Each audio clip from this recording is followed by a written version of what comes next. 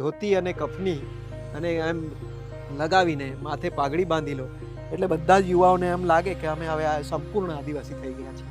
કોઈ બેન હોય તો એ બેન આમ ઘરેણા પહેરી લે અને એનું કંઈ પેલું જે એની પરંપરામાં પહેરતા હોય દાદા દાદીઓ એવું પહેરી લે એટલે બેનને એમ સ્વાભિમાન થવા માંડે કે હું આદિવાસી છું.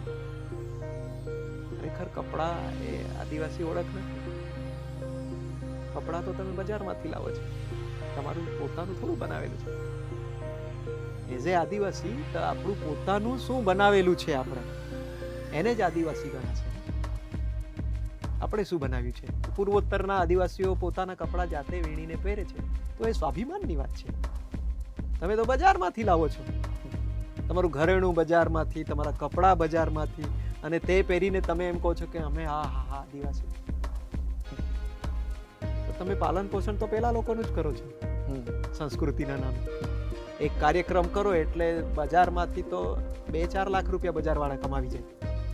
તમારી આસપાસ, બજારની આસપાસ જો કાર્યક્રમ ગોઠવો તો કોઈ ધોતી ખરીદવા જાય, કોઈ ઘરેણું ખરીદવા જાય, એ મૂલ્ય નથી. આદિવાસી જીવન એટલે કે